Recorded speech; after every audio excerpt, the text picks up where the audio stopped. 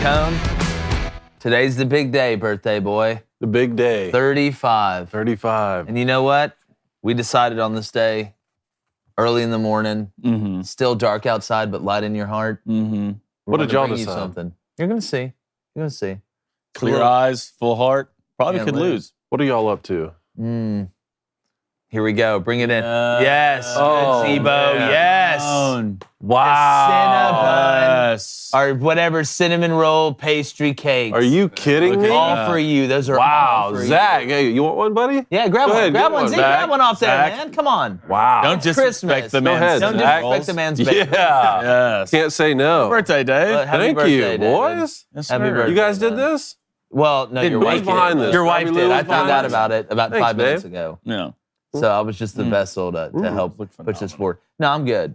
Of good course. on I would love it. Yeah. Why don't you sneak over here? Get in there. Good. Grab. If you're on audio Cinnamon right roll. now, these are the biggest cinnamon rolls I've ever seen. Darby Lou did not mess around. Those are Dude, like, these, her Rice Crew, well, everything Darby Luke's makes. did Darby Lou make those homemade? Oh, I don't know. Gotta be. You think? The don't way know. they're cut makes me think they're homemade. They weren't in the house yesterday because I would have sniffed Well, it. Darby Lou, she's basically Owen Wilson from Behind Enemy Lines when she wants to. Dang. Happy birthday, you, Dave. guys. Yeah, happy birthday, Dave. Hey, appreciate that. In the chat, say your favorite thing or the thing you hate the most about David Cone. Either one. I want nothing in the middle. I don't want kind of compliments or kind of hate. I want it Both extreme on both sides. All right? This is a comment thread I'll read. Yeah, equal but fair. Equal but fair. Never forget it. Guys, I do want to say too, does anybody else's animals talk to them? Like in their house? But I feel like we have 3 dogs and a cat. And they're all so vocal. Like I feel like I'm turning into Dr. Dolittle.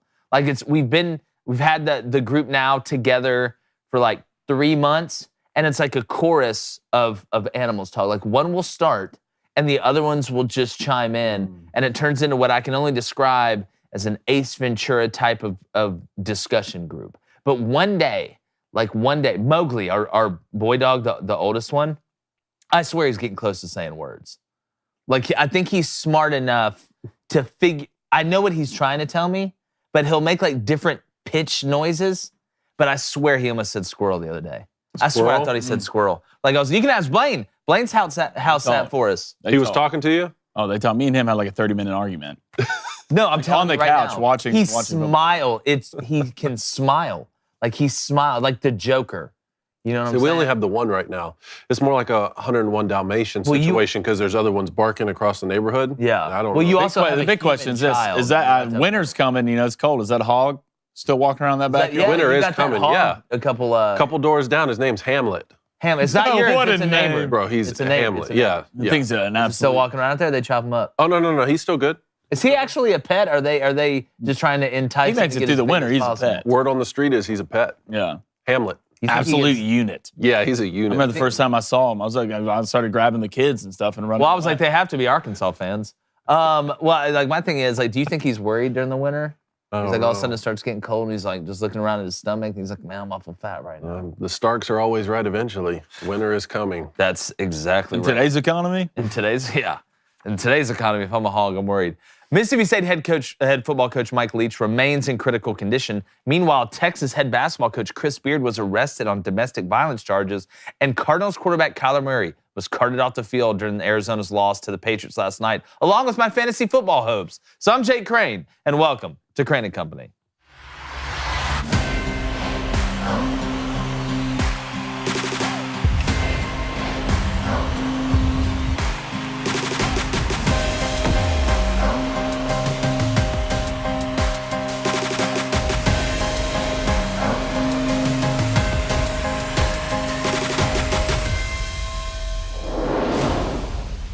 If you haven't heard, longtime college football coach and soundbite king Mike Leach is in critical condition right now after a recent medical episode, and I don't have many details beyond that, and I'm not going to speculate on something this serious.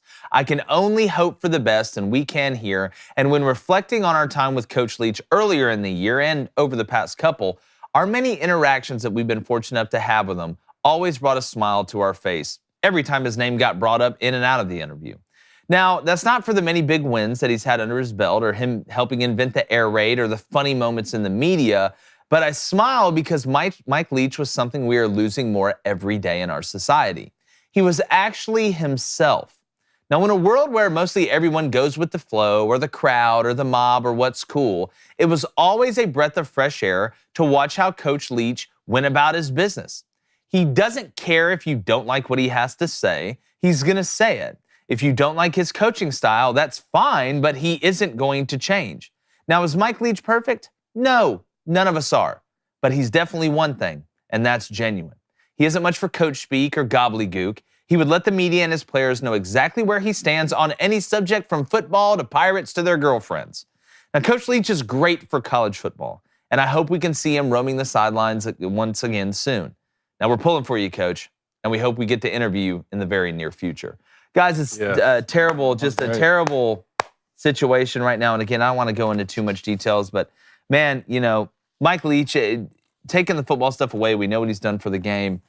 He's a national treasure when it comes down to everything it encompasses. And like I said, I don't want to speculate, but from what it's looking like, it's not looking good.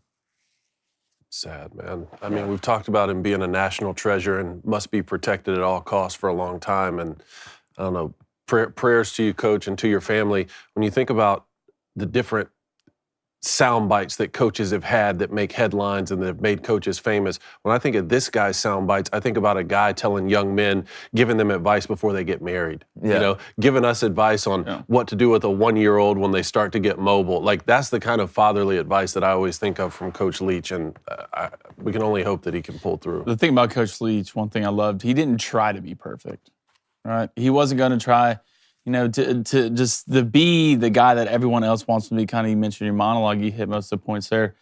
But we're losing a 101, right now. It's just not even for college football, just for his people in life. The guy the little time I knew him, I learned a lot. Mm-hmm. What about the air raid or X's and O's? It's just a life stuff in general. And Coach Leach, man, we love you. We're praying for your family. And, anything we can do, especially on this show to help, we will go out of our way to do, I promise. Yeah, we have a montage earlier. We were able to catch up in the dojo at SEC Media Days with Coach Leach. Let's go ahead and roll this. This is just kind of a window into who he was as a person. We talked football maybe 25, 30% of the time. The rest was just live stuff. Let's go ahead and roll it.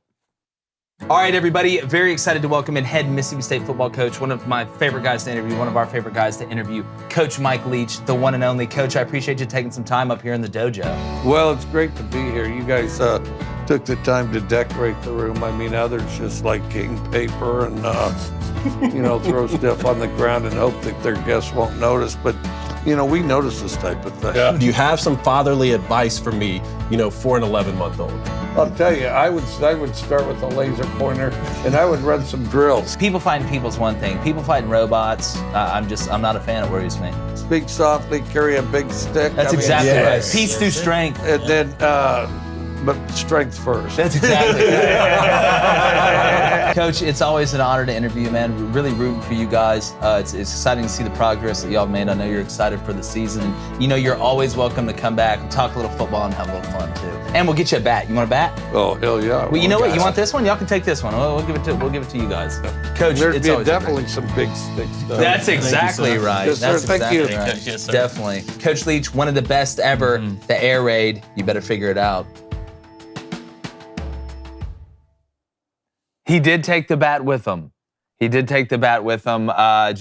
again, it's kind of a little bit, if you could have seen that, talking to him off air, he's the exact same person off air than he is on air. He doesn't care who's listening or who's watching. That, again, I think is one of the best compliments that somebody can have, is that at the end of the day, they were themselves. Good, bad, or indifferent, especially in today's society, when everybody just wants to be like everybody else or the first person they see on TikTok. It truly was a breath of fresh air. All right, speaking of breath of fresh air, guys, betting month right now, Blaine's just looking like he's running away with it. Still some time, up units as a group, really excited about it, long way to go.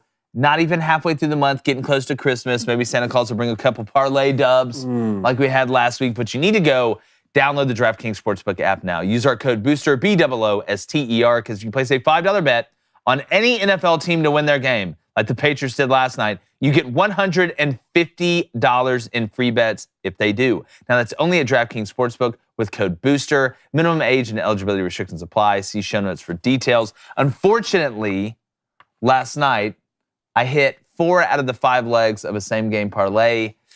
So Ramondre Stevenson didn't score. I had that one too. I did too. And I had him to outrush James Conner. So when he went out, I was. There's a stretch in that game where the bodies were just dropping. Yeah. I was wondering if anyone was going to play football. Like Devontae Parker went out, Ramondre Stevenson went out. I think James Conner got a little bit banged up. Yep. You saw what happened to Kyler Murray. It was extremely surprising to see that many bodies go down that quickly. Yeah, it was, and we're going to get to more about that game, but I want to go ahead and hop into the Booster Club. Let's go. We've got a donation here from Mike D. Appreciate it, Mike. $5 donation. Mikey. Says, with the Kyler Murray injury, does this save the GM's and Kingsbury's job? Please give me hope they're gone. And will this affect hiring Peyton? I believe Peyton would be Sean Payton. Look, you signed Kyler to the big contract. You signed Kingsbury to the contract before the year. I think you're stuck right now. I think next year would be the year if they're going to be let go. And now that the injury happened, it does take a little bit. I don't want to say the pressure off because the pressure is never off, but there's a built-in excuse now. Not really like the Cardinals were going to do anything. So unfortunately, Mike, I would love to sit here and tell you what you want to hear. I love to look you in the eyes, shake hands as friends and men in 2022 and say, you know what, they're going to fire not only Kyler, but Cliff Kingsbury. But I don't think they're going to. And that's why you listen to the show. I'm not going to tell you what you want to hear. I'm going to tell you what you need to hear. Doesn't mean I'm always right, but I am a lot of the times. And I don't think they're going to get rid of either one of them. I don't think they're going to get rid of Kyler Murray for sure. Cliff Kingsbury, I'm not sure. Even though they signed him to the contract before the year, you think they're going to just eat the buyout? I think you're right that next year would be the more likely year, but it wouldn't be surprising if they moved off of him this year, right? Well, nothing ever shocks me in the NFL. But if I'm betting man, me and Mike's relationship hangs in the balance between whether Cliff and Kyler are staying or one of them's Gonzo the Clown, I'm going to lean with staying right now. So much of it is what is out there, and have you had a conversation with the replacement? If that's Sean Payton, you do know that Sean Payton's out there. Sean Payton's going to coach in the NFL again. Well, I'm telling you right now, man, do you think Sean Payton goes back to the Saints? Is that the? I don't know. I mean, would he want to? Because I don't think I think the Saints would take him back in a heartbeat. I think the Cardinals, they're going to fire Cliff Kingsbury. He'd already been fired. I don't think he'd have made it through yesterday. Gotcha. I don't think that's crazy. I don't think, what are they holding them on for? I promise you, they're not letting Kyler Murray go anywhere. No. Anywhere. You pay that man that type of money, even with the provision in his contract with the Call of Duty and study him out film, if you're going to go through that, even put that in a contract and still pay the kid, that's how talented that guy is. Yeah, I wonder if at some point when Kyler Murray is hurt, he's like, man, now I'm just going to play Call of Duty for a couple months. I wouldn't be surprised by that, but I don't think they're going to let anybody go. I think they're going to give Cliff another year. What do you think a Sean Payton offense would look like with Kyler Murray at the helm? Probably great. Well, I think some of this is on Kyler too. Well, Kyler's got to show the ability to know the playbook from inside and out, including how to check the protections and things. There's so many little. It's funny for a typically smaller guys. Even though Kyler Murray's unbelievably athletic, we know that. I mean, Duke could go start in center field in Major League Baseball right now.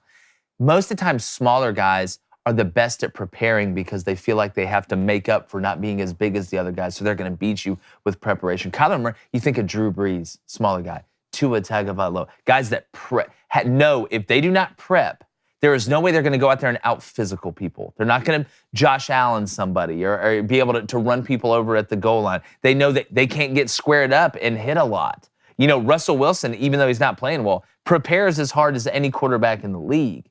Kyler Murray, I think, still has to get over that. I think Kyler Murray has been more athletic than everybody he's ever played against in any sport. Not saying that he doesn't work hard, not saying he doesn't lift weights, but I still think, and I think that's why they put the clause in the contract, guys. You don't put that clause out there for no reason. That isn't a made-up, let's sit around, because there's going to be some public backlash if it ever gets out.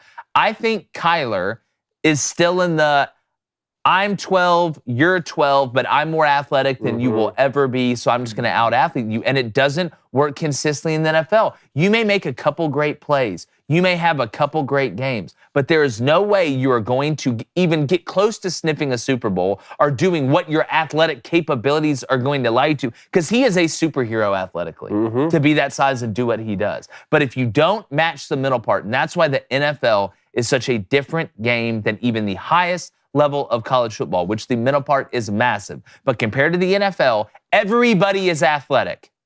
Everybody can run. Everybody can jump.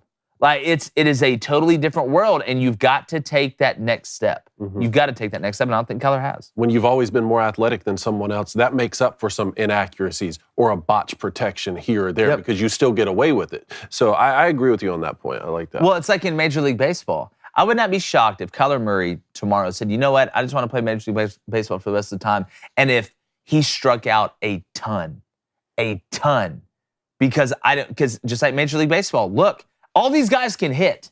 You're all professional hitters. But now your mental side with that pitcher, that ball's coming 98. He's got 98. He's got a 92-mile-per-hour slider. He's got a circle change. He can change his arm angle. It's a different game. And growing up, you're sitting on the heater. You get 13 to 15. You start seeing more off speed. Getting into high school, you start seeing more off speed. You have to change as a hitter. You have to evolve as a hitter, or you will die in that batter's box. It is the same thing to me whenever you get to the highest level of anything. In general, business, regardless of what type of business it is, athletics, family life. The mental part of it starts to become even, if not overtake the physical part of it, because the physical part gets you in the door. That's just what I always believe. I think half of it too is ownership. So you always want your best players to show the most ownership. I don't know how much ownership Kyler Murray's really showed up. Well, that just goes back to the mental side. Let's go to Dakota Faulkner, hashtag #AskCrandonCo. Merrily early Christmas, boys. Thank you. Yes. Happy B-Day, King Cone. Thank you, sir. I like that. Jay Hokinson reported that Grayson McCall has contacted Auburn. How big of a pickup would he be for a Hugh Freeze offense with a few receivers mixed in? Well, too, and we haven't talked about the coordinator hires Auburn made. I think Philip Montgomery from Tulsa, a guy that's pretty deep in the air raid, going to bring in a new passing system that Auburn fans really haven't seen in a while. I think they're going to enjoy while knowing the importance of balance. Ron Roberts, a defensive coordinator, a guy that's been at Baylor, an old head. He's going to put Auburn in the right situation. I think those were two good hires for Hugh, and both those guys I think will have success recruiting, not only in the Southeast, but nationally, not just regionally. When it comes down to the quarterback position, Devin Leary, it was reported yesterday, was down. The three teams that were mainly in the mix were Auburn, Notre Dame, and South Carolina. It was reported yesterday, Justin Hoganson, a buddy of ours, reported that Grayson McCall had reached out to Auburn. I personally, and me and Blaine talked about this yesterday when we were setting the show, I would take Grayson McCall over Devin Leary. I really would. And Hugh Freeze, the system that Hugh Freeze wants is that RPO quarterback is always a run threat, being able to attack the three different services or three different levels or three different targets of the defense, to not be able to let them hone in on one thing on one play. Grayson gives you that plus experience. I don't think Grayson would be overwhelmed by playing in the SEC. They've played in big games at Coastal. They've gone on the road in big games and have success. A lot of it is keeping him healthy. If Grayson's able to run the ball the way he does, he's a good enough thrower. Is he an elite thrower of the ball? No, but he doesn't have to be. In the system that Hugh Freeze wants that identity to be, that Philip Montgomery is going to add to, I think Grayson McCall right now, when I look across the landscape of college football, I think Grayson McCall, Spencer Sanders, and Devin Leary are the three best fits for what I believe Auburn and Hugh Freeze are going to want to do offensively. I think Grayson would be a very good pickup for Auburn, a guy who obviously still has eligibility, a ton of experience. I think he's done for over 8,000 yards, like 78 touchdowns. So I think that would be a pretty good pickup for Auburn. They need the portal this year. You want to flip that house, HGTV, why are the twin brothers hanging out trying to make the kitchen look better? You need a quarterback. I was going to Kevin T. He says, favorite thing about Cone, he says his love for candy corn. Yeah, all right, there we go. Yeah, both y'all, that's disgusting. It's disgusting. 6 months in jail at least. Maybe need to be straight supervised. to jail. I mean, really, we really don't. If it helps make you feel better, I was looking at some tribute videos of Coach Leach yesterday. He hates candy corn. Good. Well, because Coach Leach is a real American. Yeah. So one thing he got wrong. He's a red-blooded I'm still surprised you like it. Yeah. To be honest. But I should have known when you said the other guys was a bad movie. That's on me. Yeah, I only blame myself. I don't want to. If you I only blame myself. You bringing out candy corn during Christmas, it just it disgusts me in ways I can't even begin to explain to you. Just because it's your birthday, I'm not going to bring it up. Good for you. How about that? Let's go to Ethan Williams, hashtag Ask Crane and Cone. I've missed some episodes due to work, and I'll never forgive myself. So I don't know if this has been discussed, but are you surprised that Jamie Chadwell didn't wait to take a bigger job? Number one, Ethan, thanks for hopping back in. I know life can be crazy. A little bit, but then I look at how much Liberty can pay. Mm-hmm. I don't think people really understand what Liberty has. Rich. You want to talk about rich? You think you know somebody that's rich? No, you don't. Liberty's got a ski resort on campus. okay, on campus. All right, they paid Hugh Freeze over $5 million a year. Not that Coastal's not breaded up. All right, they got a little bread in the bakery, but they don't have what Liberty has. I won't be surprised if like the walls change color every time somebody else walks into a place like Liberty. I was surprised with all the equity that he built up that he wasn't offered a bigger job than Liberty, at least to what we know. Because Jamie Chadwell, I mean, you could say he built up more equity than Billy Napier did, and Billy Napier got the Florida job. So does it say more about Liberty or does it say more about Coastal Carolina? I think it says more about Liberty. Now, I'm going to go ahead and tell you this. Liberty's independent right now. The way we're moving, they're going to join a conference. If I'm the American and I'm losing Cincinnati and some of these schools, I'm going to get Liberty right now. Not Conference USA. I mean, that's kind of, it's like watching, 90s shows reruns. It's fun, but it's not the American.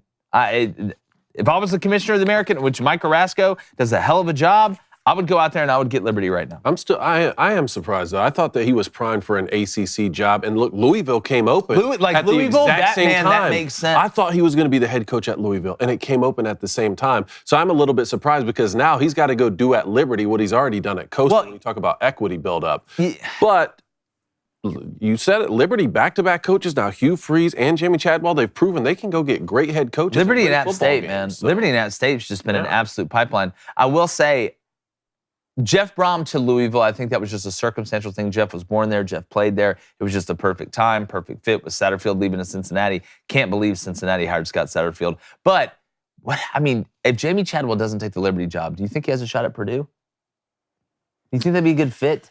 Can he get the type players in there to run what he wants to run, like what they're running at Coastal? That spread option kind of Willie Fritz style? The Big Ten is different. That's why I always thought he'd be an ACC. Purdue's kind of that outlier, though, right? I mean, Purdue's not your normal Big Ten team. They're throwing it 40, 50 times a game. I mean, they're not sitting back in the eye and running it. I mean, if anything, if there was going to be a team other than Maryland, kind of my opinion, because Maryland likes to air it out as well, I would say Purdue. It's a weird fit. I don't see him there, but if there was going to be a team, I would think it'd be Purdue. I mean, if they throw it. And if you're trying to break in for your first big Power 5 job, I think Purdue's a place where you can go there and beat a couple teams you shouldn't every now and then and, win 8 games, maybe 9 for sure games in 1 year. I mean, they just won the Big Ten West. They did. So, I mean, you look at the way it's the cards are shuffled here. But he's going to put his stamp on the Liberty program, just like Hugh did. But speaking of stamps, guys, this holiday season, why don't you trade late nights for silent nights? Get started with Stamps.com today. Go sign up at Stamps.com/booster, BOOSTER, surprise, surprise,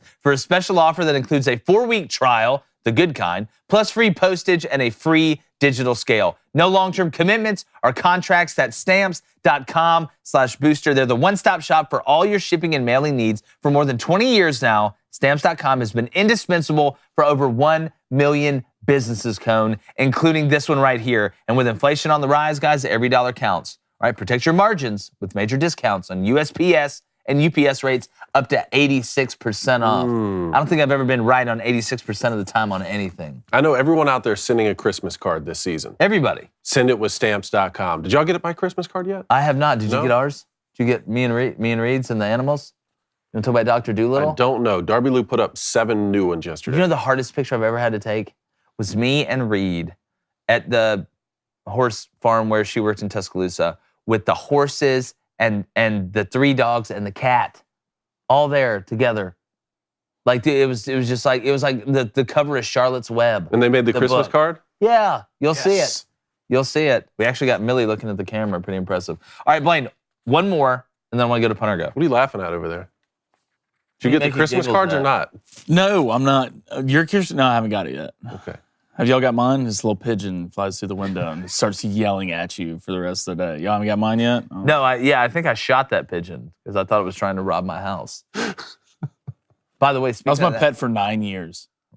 Just like Steven? Like oh no, I left Steven back at camp. Leave him. Doesn't Courtney's haircut. All right, anyways. Let's go to Sean Pinnison. Hashtag Ask Crane and Case. Which school will win the most from the portal, Coney? And who will lose the most? Which team will win the most? Yes. I think obviously Colorado is going with Deion Sanders is going to set the portal on fire. But I really think Auburn too. I think Auburn's is going to do well in the portal. In terms of lose the most, I don't know. We've been talking about all these players transferring out of Alabama, but like I said, I think the timing of it is just weird because they haven't made the college football playoff for the first time in a long time. Like, you seen the ones coming in? Yeah. It's like they're leaving for a reason. Yeah, they'll be fine. I would say if I had to pick a team that I thought was going to lose the most, it's going to be one that had a coaching change recently. Colorado's going to be the best. The one that'll lose the most. Man, that's a good one. Give me Cincinnati. Give me Cincinnati. I mean, Satterfield really didn't tell the players the right way. He was leaving Louisville, then Luke Fickell leaves. Everybody's not super jacked and tan about Satterfield going to Cincinnati. Give me Cincinnati. All right, I like it. Let's go to Mike RFF Lifestyle. It's a lifestyle, baby. Hashtag Gas Crane & Co. How come Taysom Hill is not a starting quarterback somewhere, huge weapon at tight end or receiver, but think he could be the missing piece to a playoff team? He's not the best thrower. Yeah, look, is he a better thrower than Tim Tebow? Yes. Yes, but again, I mean, so is that hat sitting on top of the golden tumbler right there. I think Taysom Hill is a really good gadget player that eats up a bunch of spots. He plays special teams. You can bring in and play wildcat quarterback. He can play running back. He can play receiver. The defense always has to know where he is. I think he's the ultimate decoy, and he's good in the red zone. I think he is a perfect Swiss Army knife. Doing it. What will happen is Taysom Hill, I think, will eventually be traded to a team like the Chiefs or somebody. And they will find a way to use this man in all shapes. He may sell hot dogs during the middle of the game. I don't know. But Taysom Hill will win a Super Bowl before he leaves the NFL. He can either be an elite Swiss Army knife like he is or a subpar quarterback on the team. That's exactly I think those are the for some reason in my head, I see him tight end Bills. I mean, I think Dawson Knox are pretty happy with him. All right, Coney, let's get to punt or go, birthday All right, boy. punt or go. Texas head basketball coach Chris Beard was arrested yesterday morning on domestic violence charges. He has coached his last game at Texas. Punt or go? I'm going to say go. And I'm innocent until proven guilty. Lawyer came out and said it's inconceivable why he was arrested. I'm always going to believe in innocent until proven guilty. But in today's society, number one, if you did it, you need to be in prison. All right, they're saying basically choked his fiance. Choked his fiance. Bite marks and which again, anybody that hits women or beat children or any of that stuff, I got no time for you. I got no sympathy for you. I hope they throw you in the deepest hole possible. But I do want to see all the facts come out. If there's any truth to this, he will probably never coach again, and he should never coach again. But like I said, it's innocent until proven guilty. We have seen, you never know until the facts come out. I will say this. I am a firm believer that if you have a case of whether it's somebody that makes up a domestic violence charge, I'm not saying this is happening in this instance, but we've seen it before. If somebody makes up a domestic violence charge or a race hoax or something like that, the person, and it's proven, beyond a reasonable doubt, like it was in the Jussie Smollett case and all that, that person should have to serve the same amount of time that the person they were trying to accuse of doing the crime that didn't happen should serve. That will end the fake stuff. But again, a lot of it seems real. I want to wait till he's innocent, till proven guilty. Like I said, but it is a horrible look. It is a horrible look. And if there is any semblance of truth to it, he never needs to step on the only court he needs to step on is the one he's going to look in front of the judge at. So, Blaine, the accuser is his fiance. They've been in a relationship for 6 years. According to the affidavit, she said he choked me, he bit me, and there were bruises all over her leg. Keep in mind, Texas is number 7 in the nation. They were number 2 last week, and the school has officially suspended Beard without pay until further notice. Yeah, I'm going on this. Either way, I know it's innocent until proven guilty, but I don't know if that's true in today's society. I'm talking about the media, and just the social media, just in general, that will come around this. It doesn't matter if you're found innocent 2 months later, buddy. You're not going to be coaching in Texas. You're just not. You kind of saw that with the Bills punter who got alleged for that rape scandal and then found out he was innocent. And is he on the Bills roster? No. Just what comes around this, you will get blasted. Doesn't matter if you didn't touch her or whatever the circumstances was, you will not coach at Texas just because what surrounds it. Yeah, the part told honest truth, even if you're innocent. The part, and I know this happens in domestic violence cases. We've seen it. The part where she said she doesn't want him charged, though, like that's the part I just struggle with. She said, "Oh well, I don't want him charged or anything like that." Well, you called the police. You felt like the need to call the police. So that's like saying, "Hey, I shot him, but, I want him to be okay. Yeah. It really doesn't work like that. Yeah, and that can save him criminally, obviously, if she decides to not press charges. But that's where the university should step in and say, okay, what are the facts? Because if this situation happened, even if she somehow wants to reconcile the relationship, this behavior is not tolerable for a head coach and a leader in our community. And I think that's where the university is going to step in. But like I said, suspended right now without pay until further notice, which with these sorts of allegations, I think is the right move until you can gather more facts. For sure. And then, You're biding time. Yeah. Yeah, but there's no coming back from this. Well, you mean if we didn't know, we know more information today than we did yesterday. If it proved that someone was breaking into his house and he choked them, then there's coming back from that. Choked them or his wife? No. If somebody, like, we didn't know yesterday if someone was just randomly breaking into his house and he choked him and they called the police or what was happening. Now we know a little bit more information as to who it is. It's his fiance. Yeah, that's what I'm not talking based on yesterday. I'm talking about based on right now. Yeah. And if those are the facts, then you're done. You're done. We talked about Kyler Murray a little bit, going out with the injury yesterday. I don't know exactly the extent of his injury, but he will not win a playoff game as a Cardinal. Punt or go? I'll punt. I think that they'll figure out a way to get in there and win one. Probably a wild card. No, I don't think they'll get to a conference championship game. I don't think they'll get to the Super Bowl with the way he's operating right now. They need to add some pieces around him, but I think it's a little bit of everything. I think it's Cliff. I think it's Kyler. I think it's the culture a little bit in that organization. You look at the pieces that they used to have on defense that they don't anymore. The Cardinals are kind of spiraling right now. It looks like they're one of those organizations that's trying to find themselves. But I do think Kyler will win a playoff game for the Cardinals because I do think he's going to have a long career. Yeah. Yeah, I definitely think Kyler's going to win at least a playoff game. I mean, through his contract, he's going to be there the next couple of years. And I wouldn't be surprised if the Cardinals made some trades and actually got some help, especially on that defense. J.J. Watt's getting old. You have Simmons, who I think is one of the best outside linebackers in the NFL. You have Buda Baker, a real deal. I like Xavier Collins. Xavier Collins is nice, too. So you got guys. I think you're going to bring in a little bit more pieces. You still have Hop, James Conner. You got Hollywood. Yeah, they need to fix it up front on the offensive line. They gave up, I don't know if it was a new record, but I think they gave up 11 sacks versus the Patriots. Yeah, I just feel like all over the field, there's holes, all this like Camp Green Lake out there. I mean, the Cardinals got a lot to fix. But speaking about bringing in, every Tuesday we bring in our buddy Big Game Boomer, the list extraordinaire, him and Santa Claus, who both are busy right about now. Boomer, what's up, man? What's happening, y'all? How's it going? Going good. Just another week getting close to Christmas. It's Cone's birthday today. Oh, happy birthday, Cone. Thank you, Boomer. I appreciate that. It's very kind of you. Externally, he's 35. Internally, he's 83. So we're about really to say, 45 looks good on you today, man. Yeah.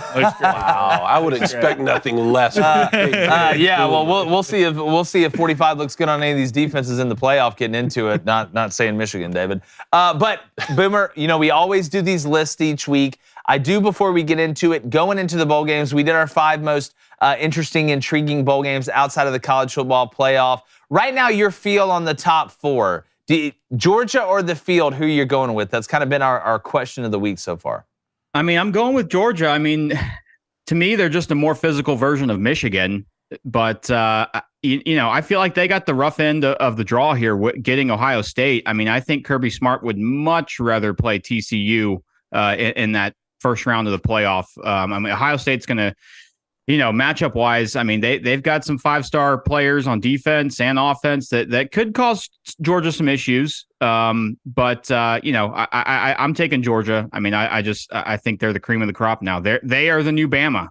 So. Yeah. And what I mean, because I said that the other day too on social media, and people are like, oh, they're not going to win as many national championships as Bama. That's not what I'm saying. I don't think we're going to see anybody go on the run that Nick Saban and Alabama went on because the game has changed with NIL on the transfer portal. But it's being the bully. There's always one bully in the schoolyard, right? There could be multiple mini bullies, maybe some people you don't like, maybe somebody's having a bad day, but there's always that big bully. Like the 5th grader who's 6'2" and everybody else is under 5'7", something like that. And Alabama has been that big bully. It seems like Georgia is now becoming that big bully, that alpha in the sport. But we decided our list for today are 5 biggest busts now that the regular season is done of the 2022 college football season. BGB, go through your list, my friend. All right, this is a painful list for me because some of these takes are bad. So number 5, I've got my Oklahoma Sooners on there going 6-6. I mean, golly, this is the worst year I think of that OU has had since I think 1998 when they went 5-7. I mean, I was a little kid when that happened. I don't remember an OU team being this bad. And just they had expectations. People picked them to be, a lot of people picked them to be in the Big 12 championship, but obviously that's not it. And I'll tell you what, I'm an OU guy. People ask me all the time, who do you get the most hate from on Twitter and stuff? And it's got to be, OU fans just raise hell with me. I feel you. It'd be your own. Yeah. Yep. Because I call it how it is. I'm not a sunshine pumper. So yep. OU number 5. 4, Miami Hurricanes. I mean, gosh, the splash hire, Mario Cristobal, he's coming in. He's getting all these big recruits, and they go 5-7, lose to Middle Tennessee. I mean, and just look horrible, and probably the worst division in college football, the ACC Coastal Division. So I got them at 5. Number 3, I got Arkansas. I had high expectations for them. Had them finishing second in the West. They go 6-6. The secondary was just atrocious this year. Their defense, they couldn't stop anybody. So I've got them at 3. Number 2, this one stings because I feel like I personally vouch for them. Michigan State at number 2, going 5-7. Tuck not coming this year. Just huge bust in my opinion. He's got to get things figured out on the coaching staff and personnel wise. And then number 1, I think this is probably the consensus number 1 here. Texas A&M. 5-7, pathetic season, lose to App State, anemic offense. I get a lot of things wrong, but I called this at the beginning of the year that they're overrated. Jimbo's offense is stale, and I didn't think they'd finish last in the West, but here we are, December 13th, and they are dead last in the West. So those are my 5 busts. I think it's a pretty good list, Ken. What do you? I like that list. I like that list. What do we have? 3 overlapping? Yeah, it's somewhere around there. Let's throw up our list of the 5 biggest busts. All right, number 5, Houston. Some people thought they were going to be this year's Cincinnati. Clayton Tune coming back. Dana Holgerson's got the hair like boy from Kingpin just flying in the wind. Is it real? Maybe he's born with it. Maybe it's Maybelline. Maybe it's a bad season, because it was. Michigan State, number 4, I'm with you. They dropped a bag on Mel Tucker. Turns out it may have been a lot more Kenneth Walker than it was Mel Tucker. We'll see. We know he's going to have success in recruiting. He can recruit the Southeast. We will find out, and especially being in that division, we're going to find out pretty quickly. Then NC State, number 3. Look, Devin Leary got hurt, but so does a lot of people's feelings. That doesn't mean I got to be sad all the time. Some people had them going to the playoff. I think Dave. Me.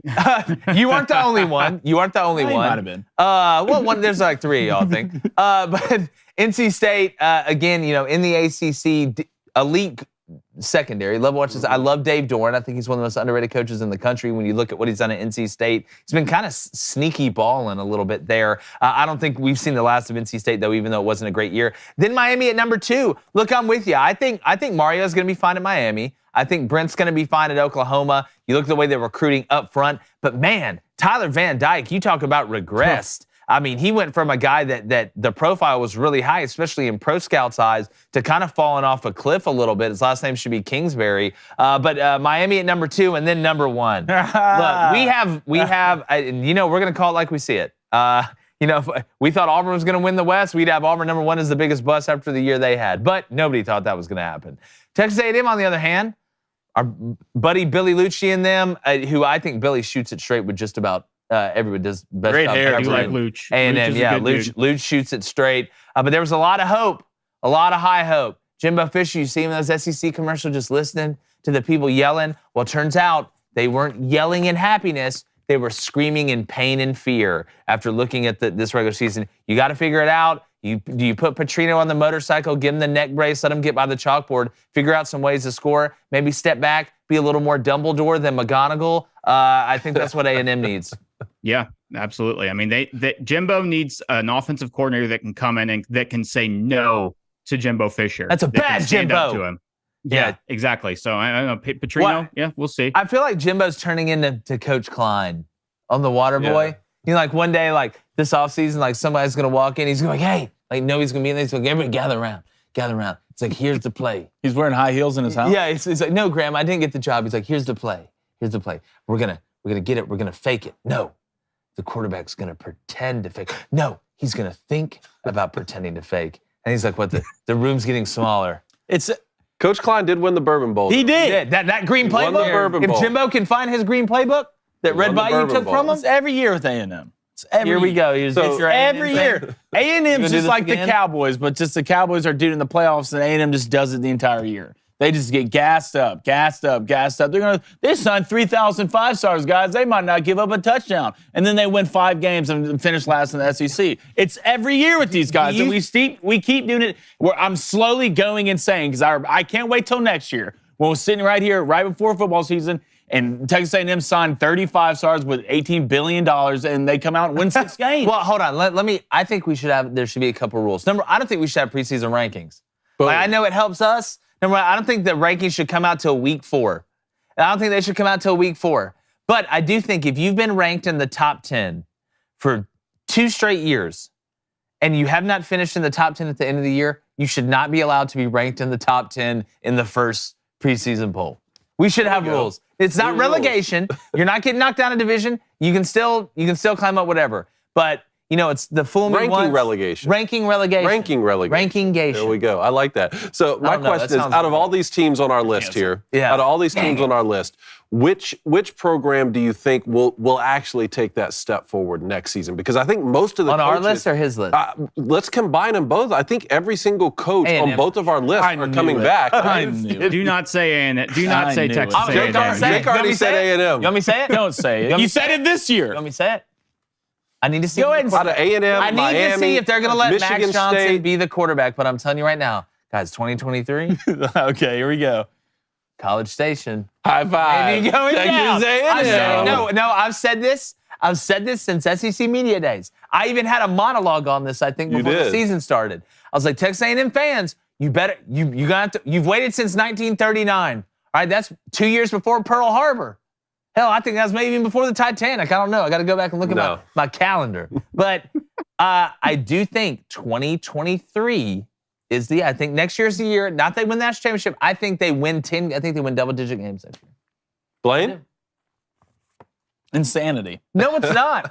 Insanity. I haven't picked A&M to be. I picked them to go 4-4. I picked them to start out 1-3. It's not insanity. Insanity's doing the same thing over and over again, expecting a different result. I have said A&M was going to be bad. This is the first year I've said they're going to be good. So you watch your mouth. I don't think you so. bite your tongue. You don't look me in the eyes and say that. You got to pull up the tapes. We'll I'll throw the challenge flag right now. Arkansas? Arkansas. Okay. Believe in Coach Pittman. Just believe in their identity and their system. Believe in Arkansas. I'm gonna go with Arkansas. Boomer? I'm going OU. I'm going with my Sooners. I mean, Good pick. got to give Brent Venables a year to get the defense ready. I mean, OU's got the offense. Dylan Gabriel's coming back. It's just, man, they got to get better on defense. And McCullough getting him was big. I believe they just got a linebacker. Yeah, they need got a team big recruit. speed. They need team speed on defense at the linebacker and the defensive backfield. I've never watched Oklahoma I've watched Oklahoma give up points. All right, I've watched Oklahoma give up points to Texas. I've never seen Oklahoma just out-athleted by teams that should be even or less, just outrunning them. I've never seen safeties for a place like Oklahoma get beat when they have the angle so consistently. Our linebackers make one wrong step and they cannot run anybody down or make up for it. It's just it was kind of weird to see this year, and you can see it early. It was terrible. I'll take Miami. I'll take Miami. Right in the middle of the recruiting hotbed, Mario Cristobal entering year 2. You know they're going to run the football better next year at least. I think they're going to play better defense. I don't know what they're going to do necessarily at the quarterback position, but give me Miami next season. Take that step Florida forward. State's looking good. Hey, Florida no, I'm State's telling you, looking good. that may be. Clemson's not going Playoff anywhere. team next Jaheim Bell, they get Jaheim Bell too from South Carolina. I'm telling you, FSU, I'm telling you guys right now, if that goes down, Jordan Travis is the junior coming back, it's going to be hard for me not to put FSU in the playoff. But even if you lost to Florida State and Clemson, you could have a 10-win season. For sure. Miami. For sure.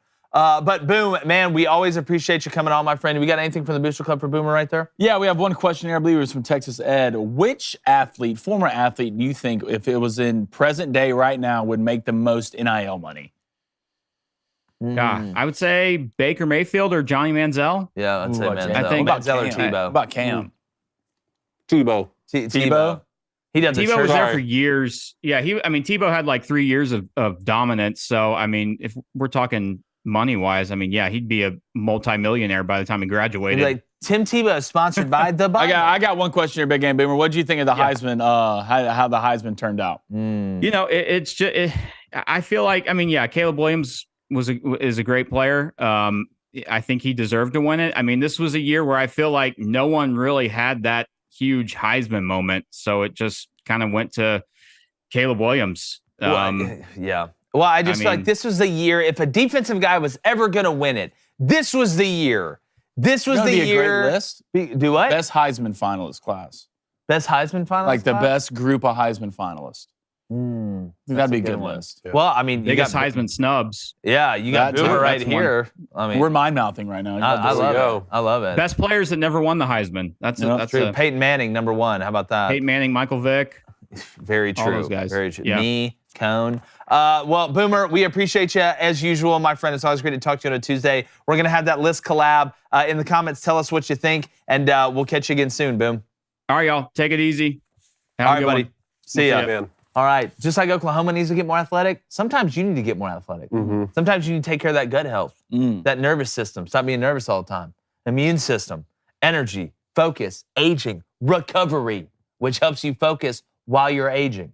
You need to check out our friends who make it unbelievably easy at Athletic Greens. And they're going to give you a free 1-year supply of immune-supporting vitamin D and 5 free travel packs with your first purchase. That's right. They got it like that. All you have to do is visit athleticgreens.com/Crane and Company. All one word. Again, that's athleticgreens.com/Crane and Company to take ownership over your health and pick up the ultimate daily nutritional insurance. How about this? Athletic Greens has over 7,000 5-star reviews, which is only 3 5 stars less than A&M signed last year. It's been recommended by a ton of professional athletes and leading health experts like Blaine and Replacement Cone. And it costs you less than $3 a day. Literally stealing.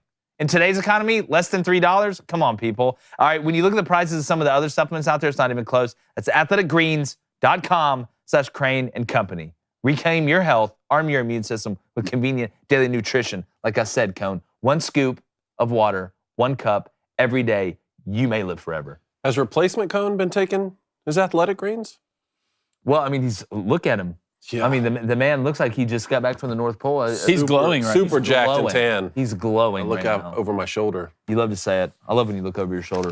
That means you're looking at your past because you're worried about your future. And that's where I love your head at. Booster Club, Blanye. Yes, let's go to, I believe we had a donation in here now that I can't find. Yes, Jeriah O. $5 donation, appreciate that. It says, Jake Crane, as a great defensive mind you are. Thank you. How would you fix the Minnesota Vikings Swiss cheese of a defense? Well, they've given up over 400 yards of offense, I believe, the last 3 or 4 games without forcing a turnover. And, you know, to me, I still think of the Vikings defense as like Jared Allen and I mean, just unbelievably physical. I love Harrison Smith at safety, some of the pieces that they have. That's why it's been so surprising for me. And I know they've had some injuries and they've had to make some moves. But, you know, they were able to stop the Jets. I mean, I don't know how much that's really saying with the Jets offense right now. I know Mike White went off a couple weeks ago. But I just really believe at the end of the day, the Vikings are still capable of doing something in the playoffs. But it just seems to me like the defense is not making plays in opportune times. They're not tackling well in space. And you know, similar a little bit to the Ravens, it seems like almost Murphy's Law a little bit. What can go wrong will go wrong with that defense, especially in the red zone. They still have time to turn it around. But golly, you're giving up that amount of yards in the NFL consistently without getting turnovers. I mean, you're cooked. You're cooked. They have to figure it out. You think it's anything schematically, or I mean, because I don't. I don't. Jordan Hicks, Patrick Peterson. I mean, you got big names on that. They have an offensive head coach. True. No comment. I mean, it's look, schematically, if you look at what the Vikings are doing, it's not like everybody's just busting coverages and guys are running wide open. The Vikings aren't making the physical plays. When the ball's in the air, they're not making the plays consistently. They're letting other teams dictate to them. I mean, the offense, you remember the Bills game? I mean, the offense, Justin Jefferson had to make 3 catches that get you into the X school with Professor X and Cerebro and Wolverine and Juggernaut and all them. Like, the defense just has not made plays in opportune times. That's what the game of football is about. Typically, games are decided by 3 to 5 plays. 3 to 5 plays decide the game, especially in the NFL, when the talent gap from the worst team to the best team is a lot smaller than it is, say, if Alabama was playing, I don't know, Middle Tennessee Tech for the hopeful and also dumb. At the end of the day, it is about making plays when you are there. There are linebackers that are fitting right. They're not making the tackle. There are safeties that Harrison Smith makes a ton of plays. But it seems to me, like, again, I'll say it for the 5th time, that the Vikings, when it comes out, whether it's third down in the red zone, whether it's getting penalties in big moments, they just always seem to get the pace or the big plays dictated to them, and the offense then has to make up for it.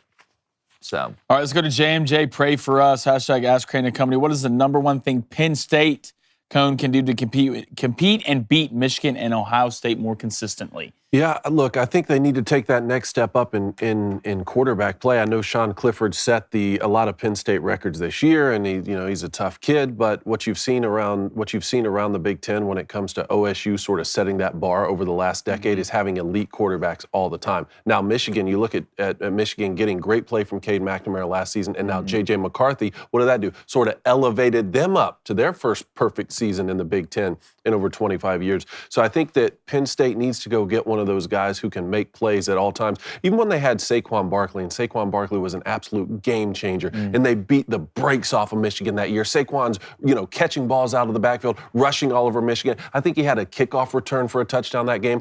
That's all well and good, because he's a generational player. But if you can get that sort of game changer at the quarterback position, I think you're going to be able to do what they're already doing, at Penn State, which is beat most of the teams you're supposed to, had a 10-win season this year, but then also be able to go into Columbus and maybe beat the Buckeyes every other year, or maybe go into the Big House and beat Michigan. And it's hard to sit here and critique Penn State after going 10-2. I mean, you look at that schedule. Did they beat a ranked team outside of the 2 games they lost to Michigan and Ohio State? I can't remember off the top of my head. I don't think so. But when I look at Penn State, the offensive line has to improve as well. No, they didn't. That was a big question mark coming in. You saw what they were able to go down and do to an Auburn team that really wasn't itself with what Brian Harsin and that clown car circus that Auburn was putting out on the field every Saturday. But in order to survive in that division, you have to, at some point, this Cone better than anybody, be able to line up and run the ball with success.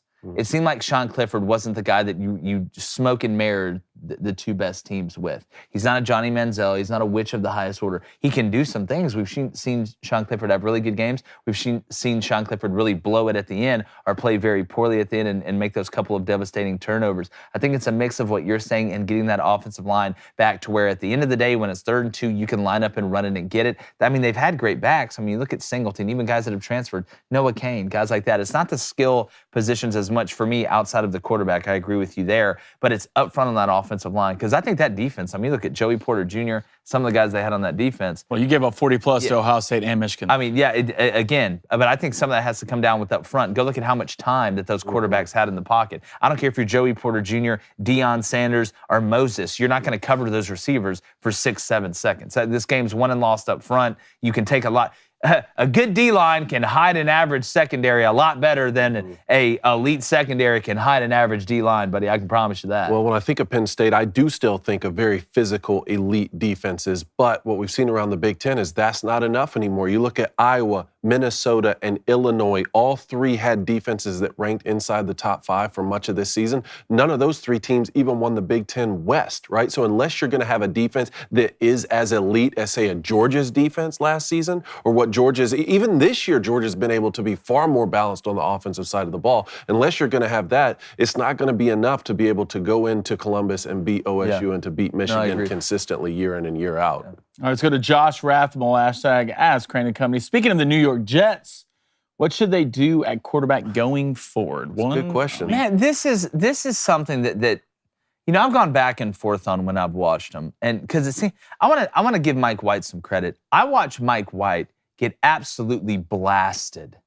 last game consistently. I mean, Tony Romo, I think, was calling the game. Was like, this dude's ribs have got to be broken. I watched Milano for the Bills. I mean, take this dude's rib cage out. And you're coming off a game where it was unbelievably physical with the Vikings, had a chance to win. Braxton Berrios has to hold on that ball. In reality, Mike White did everything to get them down there and score that go-ahead touchdown. Braxton Berrios has to hold on to the ball. Now, I don't think Mike White is the long-term option. The question is Zach Wilson going to be given the opportunity to be a long-term option again? I think Zach Wilson has a little bit of Kyler Murray in him. I think it's just the individual, not just because his parents had money. The biggest question for the Jets going forward is, are you buying Zach Wilson or not? Because if you are, and I know you're still fighting for contention in the playoffs. I mean, you and the Giants, whatever, you're still in the fight. But I mean, at what point do you say, okay, well, we're just going to keep riding this thing with Mike White and we're going to get rid of Zach Wilson? NFL teams have a hard time, just like any business or organization, saying, you know what? I was wrong. I wasted our money on that pick. We wasted our money on that pick. We said all these things. We did all this research. We did all these analytics, and we were wrong. Our process didn't work because that building, that organization runs on that identity of the process. Our ingredients make the best cake. Our way of doing it is the best. When I walk in that building, I feel like I am the most prepared because our process is better than anybody else's process. So when that process at a position like the quarterback doesn't work out or goes down in flames, that's like kind of a gut punch a little bit. It's almost, this has never happened to me, but I can almost imagine it's like maybe walking in on your girlfriend or boyfriend cheating on you, you catch them in the act. It's just like a gut punch. It's like, this is what I'm supposed, this is something that I felt the best about, that I felt great about, and I was wrong. So if you can admit that, if you can be man enough to admit that, woman enough to admit that, then you can move on and have success because you're not going to hit on every quarterback. Just look at what happened with Clemson and Dabo Swinney. You hit on Trevor. You hit on Deshaun. While Deshaun's hitting on other people in the NFL, you missed on DJU.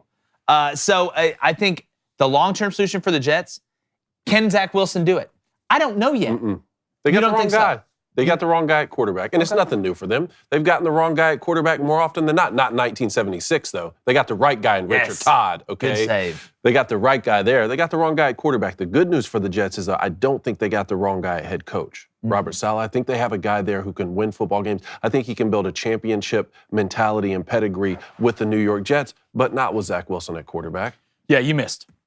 You missed. I mean, it's. And what happened to riding with the fear? He knows how to ride with the fear. I mean, the man's hooking up his, girlfriend's mom. I mean, he learned how to ride with the fear. Stacey's mom? Or whatever, his ex-girlfriend's mom. Something happened. Yeah, so he knows how to ride. That cougar's in the damn car. That doesn't mean he's a great thrower. I don't know what y'all do in Utah, but yeah, but you might have missed on that. But you hit on your other picks. I mean, I think Garrett Wilson right now balling. Yep. Sauce Gardner. Yeah, Sauce Gardner balling. Quinnen Williams, Pro Bowler. Let's go to who they drafted at D end. Jermaine Johnson from Florida State. Doing extremely well. Blocked a punt. Yeah, blocked a punt. I think he has 3 or 4 sacks on the year, doing extremely well. You missed on the quarterback. Mike White right now is not playing terrible. At least you know he's not a punk. This dude was getting killed all 4 quarters of that game and kept getting up. At one point, they had him on a stretcher. He got off the stretcher, came back on the field, and he was magically fine. You're building it with what? Defense. Defense wins you what? Championships. You missed on a quarterback, that's fine. You hit on everywhere else. You did miss on an important piece, but I think Mike White might be their guy for the future. And the worst part about it, you didn't even really necessarily miss on the talent because we don't even know it. We don't have a large enough sample size yet on Zach Wilson's talent. That's the mentality. What I feel like I've seen. How can you make it to the NFL with the wrong mentality? That's what frustrates me so much about these guys. You did the hard part. You have the physical tools to make it. Yeah. Get your mind right, man. Just love football, man. What's that? He's like, just explain it to me, man. Let's go to King Jin 4K, hashtag Ask Crane & Company. What's up, man? You see my Knowles in the playoff next year. Kind of hit on this earlier. By the way, did we pick up Jaheim Bell, and we're the leading candidate for the top players in the portal right now? Yeah, he said they did end up picking up Jaheim Bell. Did he already commit? Well, by the way, we did pick up Jaheim Bell. Yes, so he's committed. yes. I know he was leaning there. I was waiting to see a report yesterday. That is talk about a Swiss Tell him what Army you knife. said yesterday. Huh? About the Knowles. Look, you want me to say it? Say it. All right, Jordan Travis coming back. Mike Norvell back on his bully a little bit. You've seen the way they're recruiting. With what they return on defense, and you're adding Jaheim Bell, and you're hot in the portal right now. Miami was down a little bit. You look Clemson, kind of searching. Cade Klubnik looks like the future. I will say right now, on what's today, the 13th? 13th. December 13th, 2022, Florida State will make the college football playoffs. Let's go. There we go, man. Make it. Some fresh blood. Yeah, I'm telling you. They're going to make it. They're going to win the ACC and make it. They really are. Let's go to Dakota Faulkner. Who are your top 3 early Heisman candidates for next season's and top 3 Coach of the Year candidates? Drake May. Yep. Caleb Williams again. Jordan Travis. There you go. There's 3. Yeah. All right, top head coaching candidate. Kirby Smart. Yeah. I don't know. Nick Saban. Hey, give me Mike Norvell. Mike Norvell? Yeah. If I'm going to put Florida State in the playoff, playoff. I love it. All right, I still had a couple here for Punt Go that I didn't get to. T.Y. Hilton is going to join the Cowboys. He will be a difference maker for Dallas. Punter Go. Down the field vertically, I think he can. I think he can give another guy out there. I mean, Michael Gallup, who, dropped that touchdown pass at the end and Zeke ended up scoring. We're not going to talk about that. CeeDee Lamb, we know the connection that he's had with Dak. Dalton Schultz, the security blanket out there. Tony Pollard's just an absolute monster. Just gives them another weapon, gives them another guy outside for that defense to say, hey, listen, we may need to keep this too high safety shell. We don't want T.Y. to beat us deep. He's not the old T.Y. like he was with the Colts that's going to just absolutely shred you from the short game to the intermediate game to the vertical game. But I think it's another weapon. At worst, he's a nice decoy to have. And at best, he's a guy that I think you can rely on in one-on-one vertically down the field. I mean, guys, look, Deshaun Jackson's out here playing. Man, 36 years old. Yeah. Wasn't even in fall camp. Was barely training. His training was on 2K. All right, now, I think T.Y. can make enough plays. Cowboys are all in, and they should be. And people say, oh, well, you played bad against the Texans. Look, in the NFL, there's some games you got to survive, man. We see it in college all the time. All right? And if you take anything out of that Cowboys-Houston game, I'll tell you this. You paid Dak Prescott a lot of money to have drives like that at the end of the game. Yeah, and I'll tell you, Leighton Vander Esch is an absolute monster at linebacker. That dude. People said he was a missed pick. Everywhere. He was playing 6-man football in some cave in Idaho with a bunch of buddies. They just found out about fire and grilled foods. Now he's out here just balling. Ball out and they'll find you. Yeah, his name's Leighton. Leighton Vander Esch. Speaking about Penn State. Do that, linebacker you. Yeah. In 10 seasons with the Colts, T.Y. Hilton had 9,600 yards receiving and 53 touchdowns, 4-time Pro Bowler. I'm not a math magician, but that's almost 1,000 yards a season. But it's a lot. All right, we talked about Devin Leary a little bit, former NC State quarterback in the transfer portal. Sounds like it's down to Auburn, Notre Dame, and South Carolina. Notre Dame would be the best fit for him. Punter Go. Oh man, I'm gonna say go. Now I've heard Kentucky's in the mix here as well. I think you may be taking a visit there. And look, who knows with these guys in the portal? You think it's hard to tell where a high school kid's going to go. Try and tell where one of these guys is going to go. But when I look at Auburn, I think Grayson McCall's going to end up being the guy there. Not that Devin Leary wouldn't be a good fit. South Carolina, Spencer Rattler may be coming back. Mm-hmm. We don't know that yet. Notre Dame, Drew Pine's gone, and Buckner can't throw it for me to that TV accurately. I think it's the best fit. Marcus Freeman and them realize they need a game changer in there at quarterback. I know that's not some epiphany that they just had, but if they want to have a chance to not only get in the playoff, now that's going to be 12, but do something, you need to have difference makers at that position. By the way, I do want to give an update. I am betting right now that Oklahoma and Texas are going to leave a year early from the Big 12 to go to the SEC. Saw a report on that the other day. I just want to make sure I said that. Yeah. Best fit? I would say Auburn. With the talent that you're going to be in the system. That's the new OC and Hugh Freeze. Those guys. Hugh Freeze is the absolute quarterback guru. 2, the athletes are going to have a receiver, and just the entire just offense, defense, special teams, the unit of Auburn just being together. Devin Leary, you put Devin Leary in the SEC with that type of talent, I think he'll shine the most. I don't really like the system at Notre Dame as much as I like the system at Auburn, especially under Hugh Freeze. He'll get most out of Auburn. He'll probably end up going to Notre Dame, having a great season, going to the NFL, all this. But I think the best fit with the talent that Auburn has at running back, receiver, under that scheme with Hugh, Auburn all day. Well, it's good to see him coming back. This past season was a disappointment, but I still think he throws the tightest spiral in the country. Oh, it's pretty when it leaves his hands. Look at some of the quarterbacks that are coming back already, guys. KJ Jefferson. We've seen Spencer. We go up and down the portal. Michael Penix Jr. It's really Mortal Kombat. Choose your fighter. It really is choose your fighter. It's going to be a lot of fun. Last one here. Navy coach we talked about yesterday, Ken Niumatalolo, the winningest coach in Navy history, said that he was fired in the locker room, sitting in his locker by the Navy AD directly after the loss to Auburn. At first when I heard this, and Coach Ken has been unbelievable for me. I think he's their winningest coach. At first when I heard this, I was like, man, this is BS. Mm-hmm. And you can still think that. I can understand that. But part of me is like, man, I kind of like that our Navy's like that. I would much rather our Navy and our armed forces be like that than be like, well, we'll just, it's, okay, just let him stay and hang around or whatever. Now, you can talk about should you waited a couple of days to fire him. That's here or there. But with all the stuff that's going on in society and like the nerfing of society, and we're seeing it in the military and stuff like that, I just, part of me, it almost makes me feel a little bit better that they're still, really about the business. But again, I mean, could you not have waited a day? Well, like, let him get home. I don't Let have him a get problem home, right? with you firing him. It's just kind of the process at the end. Now, if he was some guy that was there for 2 years and there was a bunch of problems and this, that, and the other, I can understand. We saw Lane Kiffin get fired on the tarmac. We've seen things like that. But I mean, he's your winningest coach of all time. You look at what he's meant to that program and those players, not only for the wins, but off the field as well. I think the process at the end could have been better. But I do kind of like the thinking of the Navy. Come on, man, we want to be the best. We want to be the best. I think you can get a little bit of both out of it. You got to let the man get home, right? Yeah. Can't have feelings in the coaching. You got to let the man get home. But now where do you go if you're Navy? Because he's pointed out, Coach Niumatalolo has pointed out some areas where Navy is behind the 8 ball, especially as it relates to the other service academies. They didn't get an extra COVID year where other schools that they have to play were getting. They have to take classes all the way to 3:30 in the afternoon. Wait a minute. They didn't get an extra COVID year? That's what he said. Really? Mm-mm. They're going to mandate players. you get a vaccine. None of the players. Yeah, explain that to me. I'm just saying what he said after he was fired. Yeah. Where the other service academies and the other schools they have to play, obviously around the country, we're seeing some guys. Stetson Bennett's 33 years old. He's as old as you are. Also, he was saying Navy has classes up till 3:30 in the afternoon. The guys are sprinting down to be able to even go to football practice. The other service academies cut classes off at noon. He's like, all of these things I was requesting changes for. It's never been able to happen at Navy. And I think that he said that I think that puts Navy behind the 8 ball in terms of, especially when it was related to him, winning the Army-Navy game is the standard here, and you have to win. When it comes to Navy, I mean, you got to get a triple option guy, right? You just got to find somebody with the last name Munkin. You don't got to.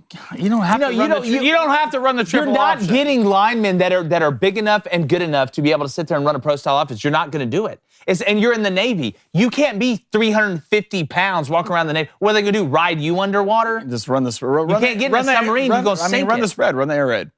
Run the air raid? Yeah. Okay. Now, if Air Force did it, I'd understand. But no, I just don't think the Navy's going to run the air raid. I think they're going to run triple option. Air Force did it. That's funny. It's the truth. That is funny. I can see the Navy. The triple option, it doesn't work. What do you mean it doesn't work? It doesn't work. Who does it work for?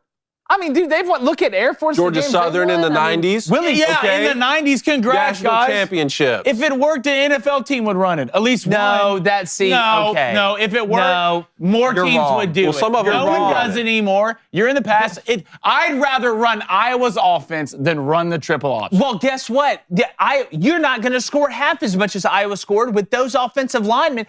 You don't run the triple option because you want to. You didn't look at the whole menu and choose the vegetables and nothing else. You run it because you have to. You want to know why people don't run in the NFL? Because they get the best offensive linemen in the world that can do what? Pass set. And they can run block, and they do multiple things. When you have a bunch of 245-pound to 260-pound offensive linemen, you can't sit there and pass pro against some of the teams that you're going to play. You don't run the triple option because you want to. You don't go on a diet because you just want to. You go on a diet because you feel like you have to. You'd love to eat cheesecake all the time, but sometimes you maybe need to go get that Caesar salad. The funny part about it is this new style RPO system is triple option. It's triple option. Jalen Hurts is running the triple option half a dozen times a game. I see it's just not every play. 7 guys who linemen who are over 300 pounds on their roster. Blaine, that are talented, that are the best 300-pound linemen there are. Well, no, you said you're soaking wet 270 pounds. That's why you run the triple option. They have guys big enough. It's 2022. No, they don't. You can't get linemen to come to Navy and play in Army? No, you can't. Because guess what? Those 300-pounders that are agile and can move, do you know where they're going to? Bama and Georgia and Ohio State. They're not going to Navy. Show me how many offensive linemen have been drafted from Navy. You can't find linemen good enough. Let's look up. That have the athletic ability enough to pass set and run block other than triple option. Let's look that up. Let's all the takes and errors over. Let's just look up how many offensive linemen have been drafted from the Naval Academy in the last, I don't know. The 2 players have been drafted last 10 years in that game. Oh, okay. Why do you think that is? What about all? I mean, what Why do about you all think the that rest of is? players? Why do you think that is? In the last how many years? I don't know, just all of them. Okay. There was a guard drafted in 1998, Mike Whale. Played for the Mikey, Packers. lineman. In 1998? Long snapper, 2015. Yeah, I'm Joe talking about Cordona. offensive lineman. Okay, offensive Yeah. lineman. Tight end? Yeah, tight no. end. You had one drafted okay, in let's go look up Tackle all in the teams. 1994. Wow. Max Let's Lane. go look up all the teams that haven't had someone drafted and say, well, why don't they run the triple option? Why don't they don't get anybody drafted? Why don't they run the triple option? Wait. The fact that we sit here and say Army and Navy can't find good enough players. He did to run say it any- about Vandy, too. To run any other system He did say than it the about triple Vanderbilt, option is ridiculous. It's ridiculous. So Blaine, I think you're not understanding the difference between like a service academy and like what they do at Auburn. No, Like during the service academy, like there's more important stuff going on than you're literally training to go to war. So you're telling me they don't get big enough and good enough linemen to run anything? They other don't than get the triple option? combination of linemen that are big enough and talented enough regularly and consistently to be able to put together an offensive line that can effectively run a pro style or a system that we're seeing right now. And that is just the truth. You can. They don't get good enough linemen just to run a spread. So you think offense. all of them are wrong? Air Force is wrong. Navy's wrong. Army's wrong. They're all stupid for doing it together. I think they're stupid to keep doing it. Yes. Okay. Well then, yeah. I watched the games. You have good enough. Their line was probably just as better as Auburn's offensive line. You can wish it, Blaine. It's consistently. It's over. Well, if you just keep running the triple option, it's never going to change. It's never going to change. I think you're comparing apples. I'm and not. You have good enough players to where you could run something other than triple option. It's in the 70s. Okay. One more thing here. Cade Cunningham, the #1 overall pick in 2021 to the Detroit Pistons, is having season-ending surgery to his left shin. He's out. Which I like Cade. That they've got to add more pieces to that roster, though. Even though, man, part of me just always kind of like the Pistons for some reason. I don't know why. And I mean, watching Old the Bad school Boy Pistons Chauncey Billups. too. Yeah. I mean, dude, I remember Tayshaun Prince, Ben Wallace. Big Ben Wallace. Dude. Remember that guy? Richard Hamilton. Don't forget the mask. Hamilton, man. Rip. Yeah, you remember that Chauncey fight? Billups. They were good. Pacers, them and the Pacers? I Meta do. World Peace? Malice at the Palace. Malice at the Palace. That was wild. Speaking about Malice, if you want to watch the rest of this, you can listen if you stay here. But if you want to watch, head over to the Daily Wire Plus, become a member or listen on Apple, Spotify, wherever you get your podcast. Subscribe, leave a 5-star review, and share it with your friends. Can I have one of those cinnamon rolls? It's David Cohn's birthday. I'm eating cinnamon They're rolls on the delicious. set. We'll be right back with our top 3 NFL plays, bets, booster club, and all types of A's and Tases and things of that nature. We'll be right back.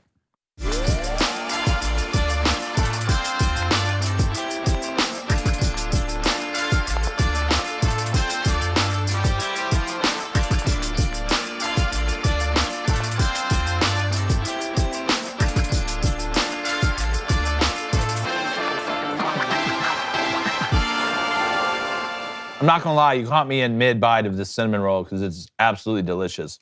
Did we find out if these were homemade or not? Don't know. Do you have a feeling one way or the Don't other? care. Yeah.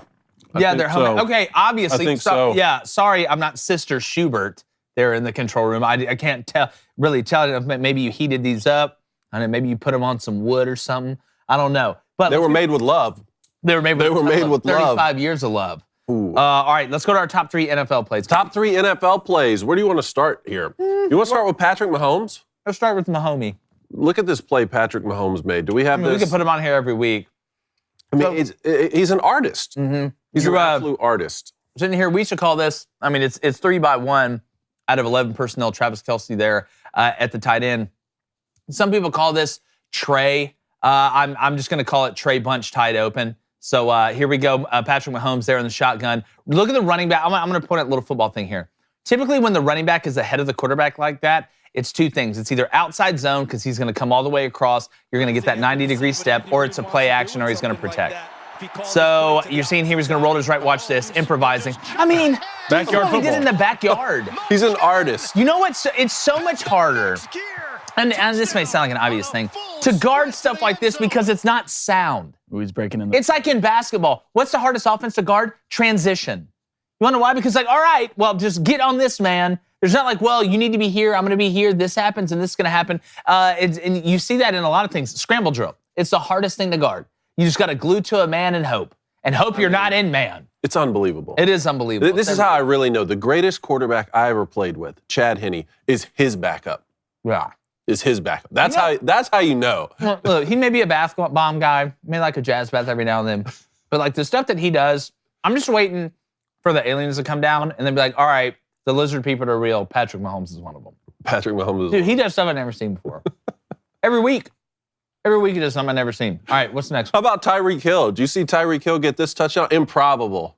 I'm going to be honest. Against all Tyreek odds. Hill the fastest person ever? He's the fastest person in the league, right? Now, like, isn't that just if you're the fastest person in the NFL, you might as well be the fastest person ever? What? Just speaking of aliens, this is not fast forwarded or not sped up. I want you to watch everybody else. Ball's going to be fumbled. Speaking of the water boy, it's like, oh, the ball's on the ground. It's knocked around. Look at Tyreek. I'm just going to pick it up now. Watch this. It's over. Gone. Ting, ting, ting, ting, ting, ting, ting, ting. Bye-bye. Look at how much. I mean, dude, those are professional athletes. Like, they eat nothing but lettuce and raw meat and fish straight from the sea. Like, this guy is out here legitimately the fastest football. He's the fastest football player I've ever seen. He's so fast. He makes other fast people look not fast. Yeah. Yes. Like, again, though, who, just off the top of my head, I'm trying to think, and there's been some really fast guys in that league. Who has been faster than Tyreek Hill? Just watching it. You know, eye test. I'm not saying line them up. I'd say the closest one's probably Devin Hester. Yeah, and Devin was skating. rolling. Devin was Deshaun Jackson's skating. Yeah. But no one. I saw Tyreek Hill on a TikTok return a punt on 60 people. They put 60 people on the field, flag, and he took it back. Really? 60 people. Man. 60? 60. Wow. I don't care if there's 60 people in a wheelchair. That's impressive. Without getting touched, that's impressive. All right, Last one here. Terrace Marshall Jr. You see this catch? Yeah, let's catch of the day. Let's go ahead and run it under center here. It's 11 personnel. Yeah, that's 11. Second down. Let's call that deuce. Foreman stays in. Sam Darnold, watch this. Ooh! These guys are good. How did this ball not touch the ground? It didn't. Watch this. We have I think I knew I had the under this game. I knew when I saw that it wasn't hitting. Yeah. The slow motion part of it, you're able to see it. Yeah. Can we just talk about LSU for a second and the wide receiver core that they had? Their worst player was This is Randy their worst Moss's player. kid. This is their worst Randy player. Moss's kid was their worst I'm player. talking about wide receivers, not tight ends. But wide receivers, you had this man, you had Justin Jefferson and Jamar Chase. I mean, guys, best wide receiver core ever? Best wide receiver core ever in college. Has to be, right? Yeah. Name a better one. There's not one. There's not a better place to get mailbags than from you. Mailbags? You want mailbag? It's mail time. Blaine's got the shirt on. Let's see what we got from mailbag here. I haven't read these. First one from Texas Ed. And you know it's from Texas Ed when it starts off, howdy, y'all. Howdy, y'all. I thought you were going to say, it starts off, it's Texas Ed when it says, hey, guys, it's Texas Ed. No, Texas Ed, howdy, y'all. Well, howdy, basically y'all. the same thing. Howdy, y'all. Texas Ed here. Yeah. I knew it. With the SEC presumably going to a pod-style scheduling format, how will the schedule shift the balance of power within the conference? Will teams like Georgia have a tougher road when they have to play the entire SEC and not miss playing everybody based on how the conference framework currently falls? Will this format help or hurt Texas and Oklahoma getting their footing in the conference? I think, okay, now when we talk about pods, let's make sure we kind of understand what we're talking about here. You're going to have some permanent rivals that you play, and they're teams that you already play. So I think it's going to be as even as it can for everybody, because over that 40-year career, doing it where you have a couple permanent rivals and everybody plays everybody with a 9-game, not an 8-game anymore, but a 9-game in-conference schedule now that Texas and Oklahoma is getting added. Everybody, ELE. Everybody love everybody. Everybody plays everybody. So if you have, like if you're Auburn right now, you're going to still play Alabama and Georgia. Damn, that sucks. That's not fun. You're always going to have it probably the hardest. All right, but when you take away the permanent rivals, because we want to keep those, the best ones, there's going to be some on the periphery that don't get played every year, but still get played every 2 to 4 years, whatever. But outside of that, it is as even as it's ever going to be. So yes, we've seen the West be better than the East for a while now. So if you're a team from the East, we know how dominant Georgia is. You're going to be playing a more diverse group of teams, because there will be no more East or West. It's just going to be one straight conference. Divisions are on their way out. They're going to go the way of the dodo bird and the dinosaur. I think it will be a little bit harder for those teams because, again, you're not playing most teams from your division that has been a weaker division, not through all this span of time. We've seen it go back and forth. So yes and no, kind of. It just depends on the team and your permanent rivals. All right, one here from Doug. What's up, Doug? Oh, Doug. Dougie. Doug tried to get me here. That's bad. Don't put that. Does the OSU Buckeyes and Michigan have a disadvantage because the two are competitors in the same conference? Nice try. You already said Ohio State. I mean, I think you can make an argument in the same division, but not in the same conference. I mean, you have that many teams. You're going to have a couple big dogs in that. I mean, you don't want to split them up and have Michigan in the ACC and like Ohio State staying in the Big Ten. No, I would argue that's the only game that matters. I would argue more for division. I would say that the Big Ten right now has the most lopsided divisions when it comes to really good division, like the best, and then one of the worst. You look at the Big Ten East; it's an absolute slaughter festival. I mean, Guillermo del Toro's over there directing those games. Then you look at the Big Ten West, and it's like, hey friends. Let's just show up and play football and see who can score 13 points first. Let's get down to what really matters here from Colin. Hey, guys, love the show. I have a question for Blaine. What are the best hot dog toppings? I live in West Virginia, and here we like slaw, hot dog chili, onions, ketchup, mustard, and a steamed bun. What are your thoughts, Flaming Dragon? He had you until the end there. Well, the steamed bun is a must. No, not steamed bun. Yeah, steamed bun's a must. Blaine's not a big mustard guy. Hate mustard. I'm going to be honest. But I understand it. Love ketchup. I think you can't go wrong with any sweet relish on there. I don't mind chopped onions. Slaw, huge fan. Chili, can't go wrong with that. Keep the mustard off of it. I'm trying to think what else. You can't really go wrong. It's hard to go wrong with the glizzy combination. You got to go out of your way to mess up a glizzy combination. I'm not a big mustard guy. That's understandable. But I don't know what you really can't put on there. Here's the perfect hot dog. You want to hear it?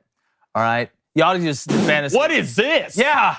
Wrong? No, yep. We're going to get to that. Here's the best thing to put on a hot dog. All right, first off, it needs to be Polish hot dog. What do you think about melted cheese? Need to be what? What do you think about melted cheese? Polish hot dog? Yeah. Melted cheese? Polish hot dog. Let me get here. Polish hot dog. Give me onion. Give me brown mustard on it. Give me... Man, hold on. Can I even finish? But I want the steamed bun. Yes. And I want some Wickles pickles relish. You like the Wickles pickles relish. That right there. You want to talk about a glizzy destruction? Oh. A glizzy destruction. It just So absolutely. everyday glizzy in your kitchen. A little melted cheese, some ketchup. You can run some sweet relish in there. And I'm fine with that right there. I'm fine with that too. But if you want to go chili, if you got the chili I'm not huge on Are we on the deluxe? Is it a deluxe? I would rather day? have chili. Yeah. I would rather We have deluxe chili by itself with a hot dog. Okay. I'm just not a big. I hate that. way. I'm going to be honest. I hate You that. hate that? I hate that you just said that. Last two here That quickly. makes me know if it's. Excuse me, David's talking. Please go ahead. Last two here quickly. First one from Bruce. Running is the only real sport. The others are just games. We're going to get to the bottom of this, Jake, because people are upset about this. they're really upset upset about proven your to be a You're making it up conversation as for you the go. ages. No. Here's. I thought about this yesterday. I had a long conversation with Reed about it. Here's the truth. We have to be able to separate a sport from a competition. Okay? When you say that just running is a sport, I am not saying that it does not take talent or athleticism to run. That is not what I'm saying at all. But that's like me saying that, oh, well, I have sugar. Well, because I have sugar, and it is one of the most elementary, fundamental things you bake a cake, that, oh, I also have a cake. No, you have sugar. Running, to me, competition and sport, all sports are competitions. All competitions are not sports. That's what we need to understand. My clarification is, if it, to be a sport in my mind, which doesn't make it better than a competition or harder, I'm just trying to separate the two. A sport has to have a ball in it or something that you hit, whether that's a person, like in UFC, that's a sport. Running cross country or running the 100 meters to me is a competition. Again, you say it, all right, physical exertion, I'm with you. Skill, hell, I'm with you.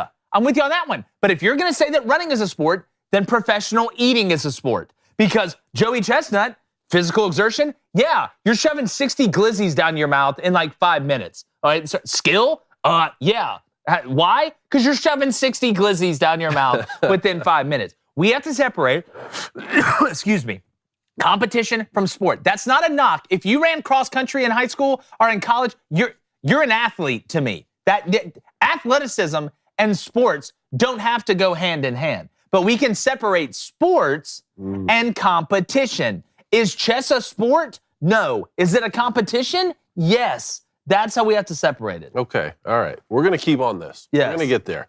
Last one here from Colin. 1L Colin here on this. Love the show. I just wanted to say the WNBA being unpopular can be summed up in one stat. Since its founding in 1996, only 7 players have ever dunked the basketball. Might be more interesting. Lower the goal? Might be more interesting watching Cone read through his leather book, which I'm pretty sure is the president's book from National Treasure. The location is the combination. Yeah, I mean, Cone's been walking around bricked important buildings trying to look at the sun. Like, I mean, would you rather have Brittany Griner back or low gas prices? Let's be honest. well, here's the thing: lower the you want to make it more fun. Lower the goal. Nobody's gonna get mad at the women for it being a 9-foot goal. It won't help the speed of the game. Look, women's basketball is never gonna be super popular. I hate to tell you, because that and men's basketball are too similar. And you watch men's basketball and the speed of the game and the talent level and how high they're jumping and stuff. Again, it's like Coca-Cola and Diet Coca-Cola. All right. Look, Diet Coke, some people drink Diet Coke, but is Diet Coke as good as Coca-Cola? No, it's not. No, it's not. But guess what? Softball, totally different game than baseball. Totally different game than baseball. I think baseball could take some cues from actually women's college softball. Gymnastics, women's volleyball. Those are different games. Like, it's the speed of the game. You can look at that and say, wow, the speed of the game's good in that. You watch men play basketball and then you watch women play basketball. Do this. You got local high school or middle school. Here's what I want you to do. I want you to go watch the high school or middle school boys play. And then I want you to go watch the high school and middle school girls play. That right there will sum it all up. And if you're a female basketball player, go ball out, make it as popular as possible. I'm not trying to hate on you. I'm just telling you the reality of it. Like, you want to talk about making money? If this comes down to business sense and making money and things like that, women's basketball will never make money. It'll never make money. I'm sorry.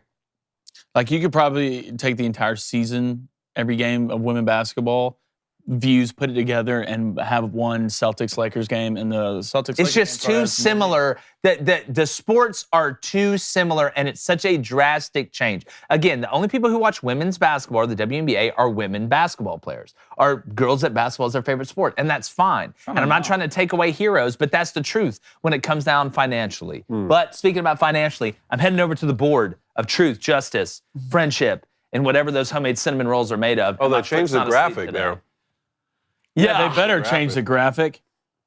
All right, so Booster Club leaderboard. Sasha Booster is 5-0. Cone's Leather Book is 3-0. Kyle Jenkins, B. Samp, Sister Rigby are all 2-0. Ulrich Sharber, our buddy Stephen Ogden, 4 J's, 3 B's, a 2, a 3, a 4, and a 5. And Hugh_3 is all 1-0. Buddy Jacob Brown, 0-8. 0-8. Consistent. 0-8. I think I'm there with him. I think I'm. Yeah. Blaine's mustache. I'm 0-8. What's going on? Don't fade B, Sam. Huh? Blaine's mustache. You need to call it. You need to. I mean, you're having a great month. He needs to follow suit. Well, yeah. I mean, I'll get in touch. All right.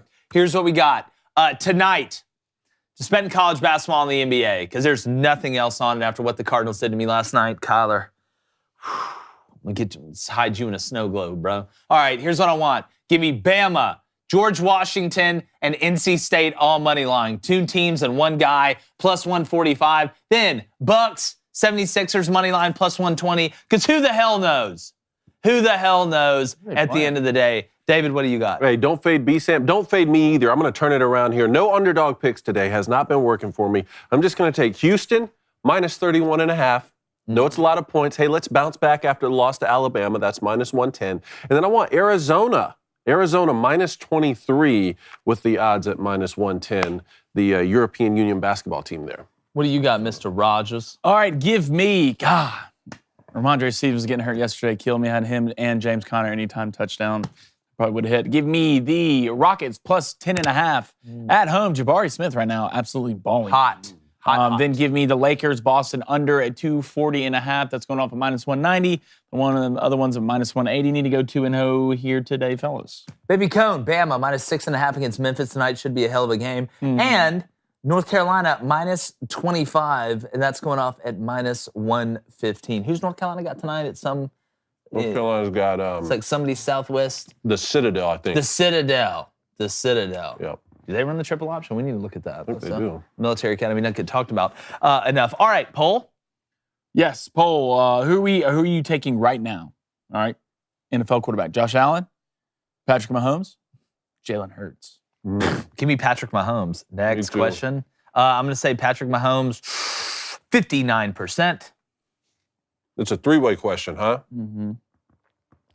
Patrick Mahomes, 50%. Ooh, Patrick Mahomes, 38%. What?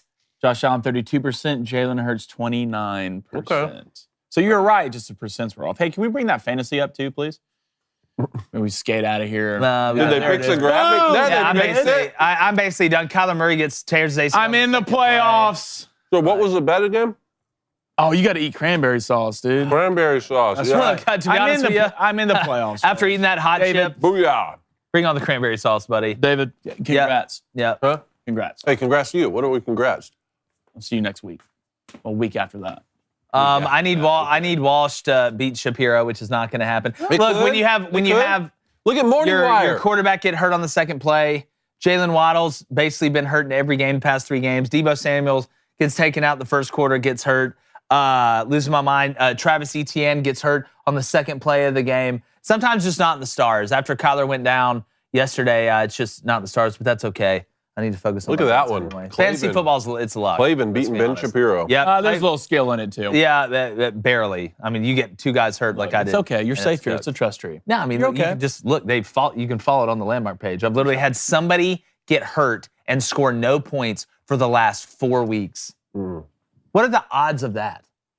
What are the odds of that? I would take the under. Yeah, it's ridiculous. But that's why it's called fantasy. All right, Titans, you need to hire us to be your GM. Make sure, anything else planned before we go? I think we're good. Other than happy birthday, Coney. Happy birthday, Dave. Thank you, boys. Happy birthday. I've been looking for updates on Coach Leach. I haven't seen anything I yet. have to. I haven't This seen morning. anything. Make sure you follow us on all social media. Thanks, Boomer, for coming on. Some big-time NFL guests coming on. Obviously, still talking a lot of college football, NBA, everything under the sun, college basketball. You already know what time it is. We appreciate you guys. Make sure you subscribe. Turn that notification bell on so you get all our content all the time. One thing, Cole Beasley is going to unretire and sign with the Bills. Good for him. Cole Beasley. Good for Cole, little witch. Add another little witch back there. And like Cole Beasley's retirement, we're gone.